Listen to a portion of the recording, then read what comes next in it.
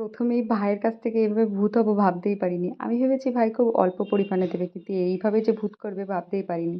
তারপর আবার হাতেও মাখিয়ে দেয়। তারপর বড় মামি ভাইকে বলে, তোর বাবার গায়ে মানে গালে দে। তারপরে ও একটুখানি নেয় কিন্তু পোষায় না, তারপরে আবারও নিতে আসে। নিতে এসে নেওয়ার পরে ওর বাবাকে গালে, ওর বাবার টাকে রং দিয়ে দেয়। আর আমার ভাইকে অনেকেই চেনে, মানে আমার গ্রুপে ও যা দুষ্টু বলবার মতো না। আর এই দেখো মামাকে দেয়, টাকেও দিয়ে দেয়। আর এই নিয়ে কি হাসি মজা, বুঝতেই পারছো সবার মুখে একটা হাসি কাজ করছে। ভয়েসগুলো রাখা যায়নি কারণ এত চেঁচামেচি ছিল বলার মতো না। বোন প্রথমে ছোট মামাকে রং মাখালো, আর এরপর দিদাকে মাখাবেই। দিদা ধরে আছে কিন্তু মাখাবে। আমার বোন কিন্তু রঙই মাখিয়েছে, যেগুলো থেকে যায় আর কি। আমি বলেছি আমাকে দেবে না। আর তারপরে আমি যখন বেরিয়ে পড়ি, তারপরে বোনের সাথে আর দেখা হয়নি বলে আমি বোনের কাছ থেকে এই রংটা নিয়ে নিই, আবিরটাই বোনকে দিয়েছিলাম। আর এই দেখো পাড়ায় পুচকে বাচ্চা সবাই আমাদের বাড়িতে এসেছে, বোন সবাইকে রং মাখাচ্ছে। আর এই রঙগুলো ওঠে না, সেই যে হাতে রং জল দিয়ে দেয়। এবার ভাই সবাইকে রং দিচ্ছে। এই ভিডিওটাও অনেকটা লং, কি করব কাটতে পারিনি, ভাবলাম থাক। আর আমি তো ভিডিও রাখি আমার স্মৃতির উদ্দেশ্যে। তারপরে দেখো লাল সবাই টাকা টাকা দিক টাকা দিক টাকা দিক টাকা ও এটা কিন্তু হেভি হয়েছে। চোখটাতে ভালো করে নে, টাকা আবার টাকা রে রং জল। এখানে অথনু বলছিল শুধুমাত্র হ্যালো গাইস, আর কিছুই না। বাড়ি অষ্টমীর বাড়ি হয়ে তারপরে আমরা আবারও রাস্তা দিয়ে যাচ্ছি, এরোর বাড়ি যাব বলে। তুই পেছন দিক দিয়ে করেছিস?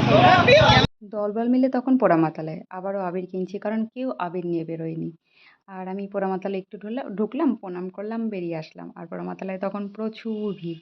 এরপর আমরা গেলাম সমাজ বাড়িতে। আর এই দেখো এই কাকুটা বলে হ্যাপি দিওয়ালি, জানি না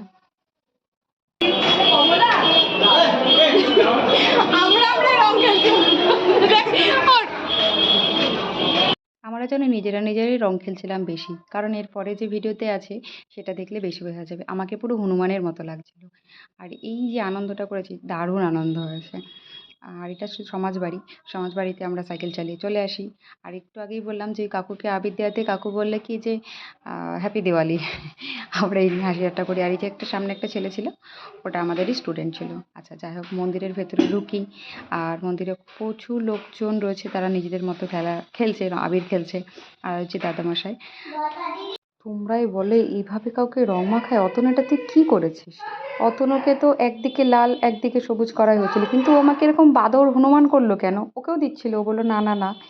তারপরে দেখো আমরা একটু ছবি ভিডিও করে বলছি। আর দেখো কি অবস্থা, বাবা, ভাবা যায় না, হাসতে হাসতে পাগল হয়ে যাওয়ার মতো সিচুয়েশন। আমাদের রং খেলা মনে হচ্ছিলো শেষই হচ্ছিল না, নিজেরা নিজেরাই নিজেকে দিচ্ছি। যাই হোক, এই মজা ঠাট্টা করে আমরা বললাম একটা ছবি তুলি। আর ফুচকেটা আমাদের রং দেবে বলছিল, তো আমরা সবাই মিলে দাঁড়াইও আমাদের রং দেয়। আর আমরা একটুখানি দিই। এরপর এখান থেকে যাই সায়নীর বাড়ি, এই যে রাস্তায় যাচ্ছি তখন। আর ওদের বাড়িতে গিয়ে সায়নীকে কী লেভেলের ভূত করা হয়েছিল সেটা ভিডিওতে দেখাই যাবে। এই বছর মনে হচ্ছে এইভাবে সাইকেল নিয়ে প্রথম, মানে এতটা ঘুরেছি আমি। প্রত্যেক বছরই বেরোই পাড়াতে, কাকিমা দিদিমা মামিমা যারা আছে তাদেরকে বলি, যারা সেদে নিতে চায় তাদেরকে দিই, কিন্তু এভাবে তো ভাবিনি। এই দেখো ওর অবস্থা দেখো। আর এখানে ও বলে যে তুই আমার রং নিয়ে আমাকে কেন দিচ্ছিস। ইস, এই ছবিটা ভিডিওটা আমি আলাদা করে পোস্ট করবে। আমার এত হাসি পেয়েছে ভিডিওটা দেখে। ও এটাই আমি এবার ওকে লাল করে দেবো। তো এখানে তো বাচ্চাগুলো যা ছিল, কি হাসি পাচ্ছে, মানে এটা আমি যত দিন দেখবো, যতবার দেখবো ততবার হাসি পাবে। এই স্মৃতিটা যদি থেকে যায়, যখন 15-20 বছর হয়ে যাবে তখন কতটা মজা লাগবে জানি। আমার ভিডিওটা দেখতে গেলে অনেকেরই বোরিং লাগতে পারে, বাট আমি এই কথাগুলো না বললে না, পরে যখন আমি ভিডিওটা দেখবো সেই মজাটা আমি পাবো না, কারণ এই কথার সাথে আমার ভিডিওটা কি বলবো, আলাদা একটা। আর সত্যি কথা, এখন যদি না বলি থাকবে কি করে। এই দেখো, আর আমি বাবা বলছিলাম যে দিস না দিস না, তোরা আসবে। পুরো গলা দিয়ে সবুজ হয়ে গেল আমার। দেখি দেখি ये हम हैं, ये हम हैं, ये हम हैं, ये हमारा फोन में इधर हम लोग पानी पानी खेल रहा है। আর দেখো এখানে ফটোশ্যুট, মানে বলছে এটা ভিডিও শ্যুট হচ্ছে, যে ও এখান থেকে মিষ্টুদা ওর পিঠে ছুঁড়বে, ওর ভাইয়ের পিঠে। আমাকে সেটা ভিডিও করতে হবে সুন্দর করে, কিন্তু আদৌ ঠিক করে করতেই পারিনি। তো এইভাবে আর পিঠে যা লেগেছিল অতনুর, আমি না প্রচুর বকছি, কারণ আমি বুঝতে পারছি না 7.5 মিনিট আমি কি বকবো।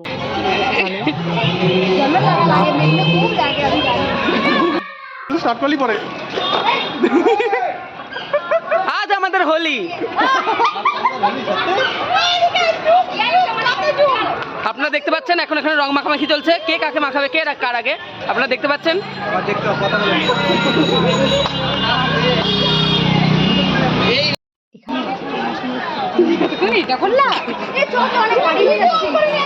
এই আবার দে আবার দে আবার দে আবার দে। যাওয়ার মতো আমার রিয়াকশনটা লাগলো আগে। ঝুম্পা দাঁতটা দেখি ঝুম্পা। এই সে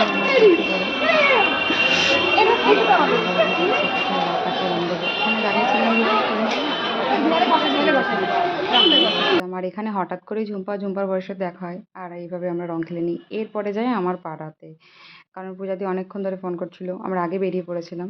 আর এই যে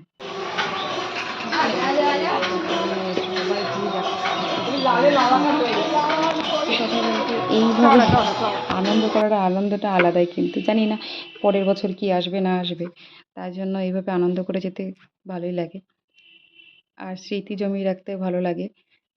কারণ কি বলবো বুঝতে পারছি না, সত্যি কথা বলতে একটা কথা বলবো, সবাই ভালো থেকো, সুস্থ থেকো।